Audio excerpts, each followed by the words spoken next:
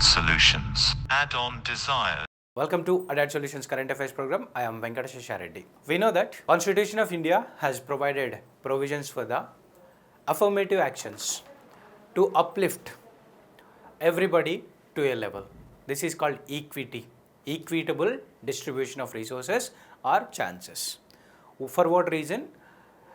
We know that right from the ancient times or Vedic culture, later Vedic period, people were subjected to inequalities based on the type of profession they chose.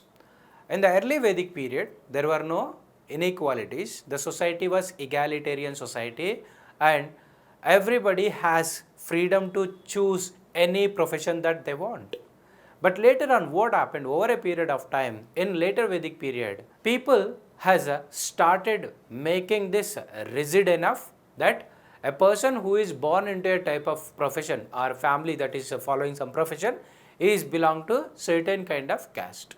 And these kind of inequalities, discriminations continued over thousands of years. The history has changed from ancient to medieval time to modern, but it has not stopped these atrocities. And then what happened? As constitutional framers and independence movement leaders has rightly observed this, and they have concluded that we need to do some affirmative actions. And in the article, in the Constitution of India, Article 15, 16, 17, 18 are promoting towards the achieving social and political equality. Simple political equality under Article 14 does not ensure any equality, as if it is that a person is rich enough and the other person is average and the next person is so poor, and you say that you have to reach certain target, then this person may not be able to do it, as these people can afford some other means to achieve that goal. So you need to give helping hand to the person who has affected over a period of long time, and that's what encompassed in Article 15 and 16, positive discrimination, affirmative action, that the seats to be reserved in education field and employment, government employment, and also in the parliamentary form of parliamentary seats and as well as local self-governments. But later on what happened? Initially we have given seats only for the scheduled caste, scheduled tribe and women, but later on in 1990s what happened with the Mandal Commission, we have extended this to other backward communities also. And then here there is a clause, that clause is talking about a certain level of people who are making certain level of income are not eligible to avail this facility, and under those creamy layer. Now Supreme Court has opined that having set only economic parameters to make this ineligible list based on the creamy layer is not a good parameter. You need to think of socio-economic conditions, and social conditions are like employment of highest conditions, highest type. Now let us say an IAS officer or maybe a gazetted officer who is socially uplifted can be taken into consideration, but let us say any other person who is making a small business or maybe some other thing, socially not much uplifted, or that pride is not being taken into consideration. And now if you take only the 6 lakhs parameter into this condition, and if you are making the other person ineligible and he or she is still subjected to the social discrimination, then what happens? This is a not right parameter. That is the reason why the social advancements, higher employment in the government services, etc. played an equal role in deciding whether a person belonged to the creamy layer and could be denied quota benefits, it said. So having only economic parameters for the quota is not good idea, and one should be able to consider the social parameters as well to be taking under the consideration that whoever are making good amount of money and who are in good position will be not eligible to avail the facilities that are provided like seats in the educational institutions or maybe in assembly or maybe in parliament or even local self-government. The next thing is Afghans continue stir outside United Nations High Commission for Refugee office. Now this office is there located in Delhi and the head office is at Geneva. Now let us try to talk about what is this stir and what is United Nations High Commission for Refugee and what is about a refugee, etc. What is a refugee? Refugee can be of 2 to 3 types. One is climate or ecological refugee, environment refugee. Now, we have seen that assessment report 6, recently IPCC has published this. In this report, it said that most of the coastal cities are going to be submerged under the ocean waters as because the polar region ice caps and the ice caps on the mountain region are melting down because of the increase in the temperatures. Now, this will lead to rise in the ocean level or the sea level. Now, we know that 40% of world population is living around or across the coastal regions only because of its a better environment or climatic condition that provide and better facilities it will be providing, and the most of the deltas are also formed on the coastal regions only. Now, because of all these reasons, most of the population, that 40% of total world population is living along the coastal area. Now, if this coastal area gets submerged, what happens? All these people will be rendered homeless. Now, already there are some people in Oceania Islands that are nearby Australia are submerged under the water due to the rise in the water level. This has led to these people render homeless and they are qualified as the climatic refugees. Now, let us assume that there is an island called X or Y. Now, there are people of at least 5,000 people are living over this island, and now because of this island is getting submerged under the water, what these people are supposed to do? Are we supposed to let them drown in the water and die, or as a human rights we are supposed to feel empathy towards them and we make them citizens of some part of the world? Now, this is the world for everybody and it is not supposed to let them drown under the water, and under the convention of refugee we are supposed to provide them citizenship, as citizenship is a political and social entity where the country will be having boundaries, political boundaries, and these countries are supposed to accept the people from outside. What happens if these people accept any other type of people? There may be multiple problems that will be leading to. What are those problems? Could be social. Now, the like a type of society what they are, and the host like a country will be totally different. When the social and cultural practices of these two countries are different, then there may be a clash that will be arising.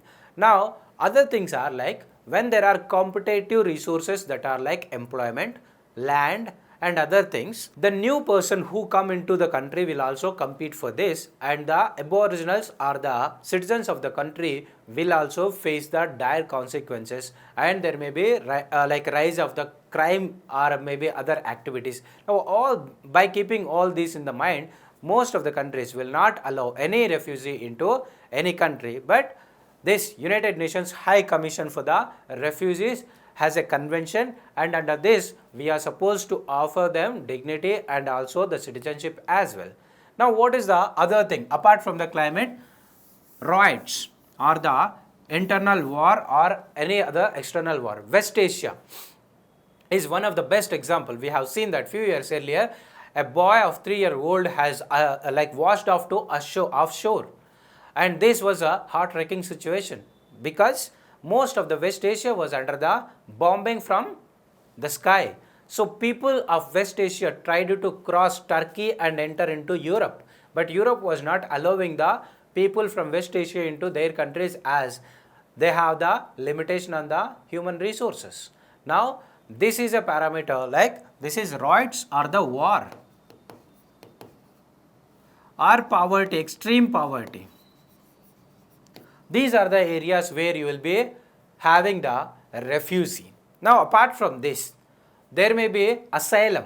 Asylum means if a person feel personally that they don't have the security in their country, then they can seek asylum from some other country. The best example is the conflict that is between India and China arises because of the asylum offered to Dalai Lama by Indian government.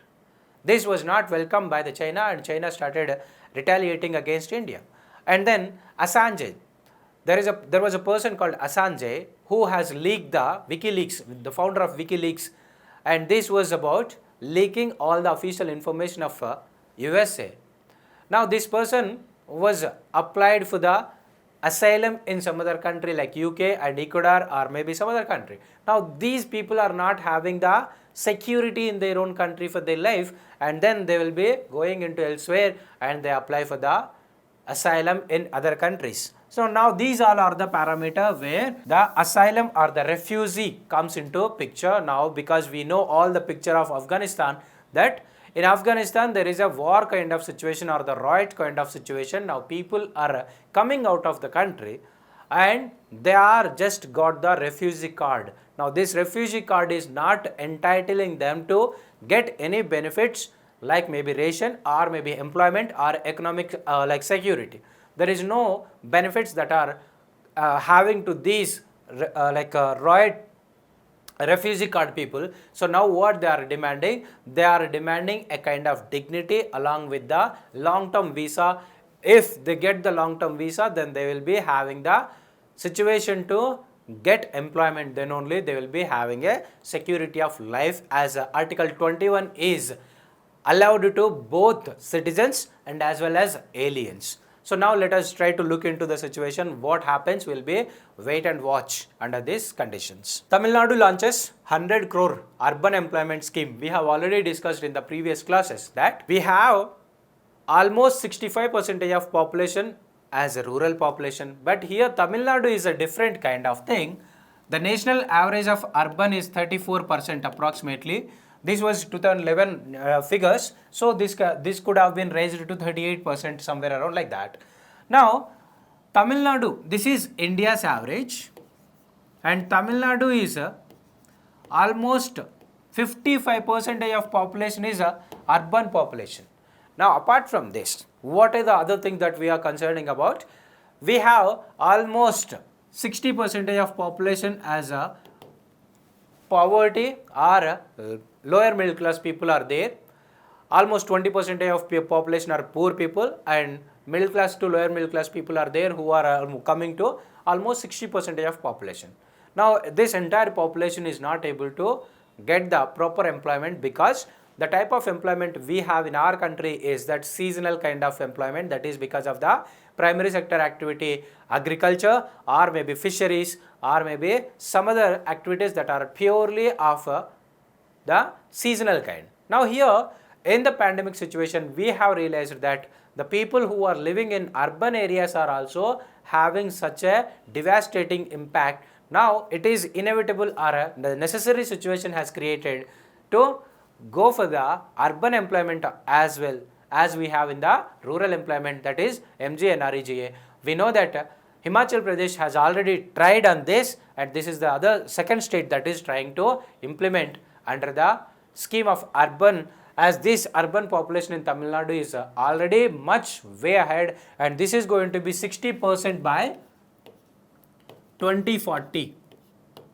By 2040, they are expecting the urban population to be almost 60% or more than 60% in Tamil Nadu, right? So it is imperative or it is inevitable to safeguard the population by providing some kind of employment, so that only we will be able to make sure this is meeting the constitutional ideals that are of social equality. Now United Nations High Commission for Refugees. United Nations High Commission for Refugees is a UN refugee agency and a global organization dedicated to saving lives, protecting the rights and building a better future for refugees, forcibly displaced communities and stateless people.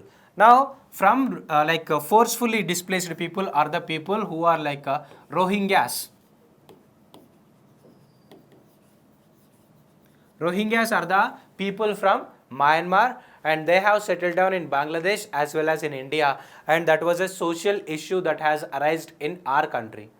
And then it was created in 1950 to help millions of Europeans who had fled or lost their homes, and that was during the time of Second World War and after that. It has headquartered at Geneva in Switzerland. Now, the next thing is in free fall. This is about a country that is called Lebanon. Now this country is facing a huge crisis, economic or financial crisis that it is facing for the past 2 years. And there was a bomb blast that was happened here in this country, and that has led to death of 200 people, and almost 70,000 people has got affected because of this. And there are 3 different kinds of community. President, along with that, there will be 3 other prime ministers. The candidates will be there, and these are coming from different communities. Like president must be from Christian, and the other people like Shia, Sunni, and Hezbollah, and these are the people like who has to maintain that. And this country is not able to form the government. To form the government, what they need consensus, but they are not providing consensus as they are coming from different communities, and each community has their own apprehensions about the other community. And the past 2 years, the GDP has gone down to a certain level of 20 to 40% of contraction, and the people also lost 90% of employment, etc. All this has led to almost the country is almost lost its identity. Now to get the loan from IMF also, it needs some reforms. If you want to get loans, you have to follow some reforms from the IMF, International Monetary Fund.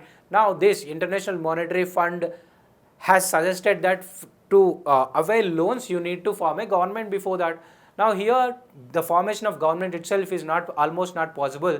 And apart from that, what are the other things that they are having? These are coming from Western Asia part, and there is a neighbor called Syria on one side and the Israel on the south side, and east side it is having the Mediterranean Sea. That is where it is important about our exam.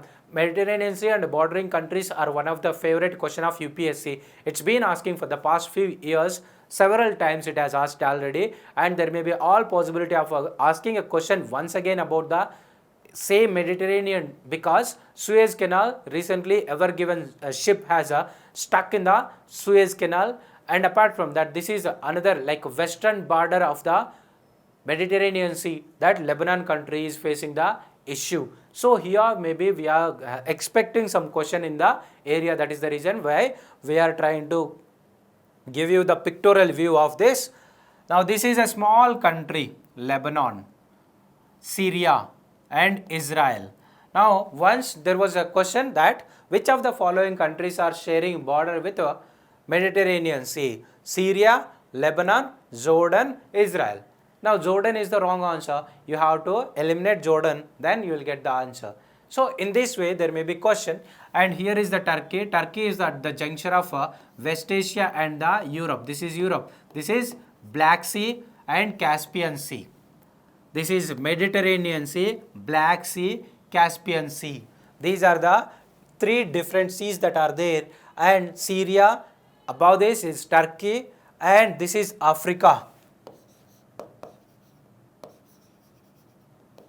And here is Suez Canal, and this is Indian Ocean. Got it? Now these are the areas one has to practice on the map, then they will be able to get good questions on these areas. Climate change, a catalyst for Arctic cooperation. Now what is Arctic cooperation? What is NATO, North Atlantic Treaty Organization? Now let me put it straight in the simple terms that Arctic Ocean is beyond almost 70 degrees north latitude, and here the countries that are sharing border with Arctic are only US, like North American countries, USA and Canada, Russia, and very few countries on the European part. And these are 8 countries are there. There are 8 countries that have direct access to the Arctic, that are Canada, Denmark, Finland, Iceland, Norway, Russian Federation, Sweden and United States. These are the countries that are having the border. Apart from these 8 countries, there are another 5 countries that are also joined this, that are China, Japan, India, Italy, South Korea, Singapore, bringing their total to 13 in number. Now, these are the states where they are trying to explore this area economically as well as scientifically, everything, and there is a seed bank, seed vault also. Now, all these are the areas that we are exploring. But what happened?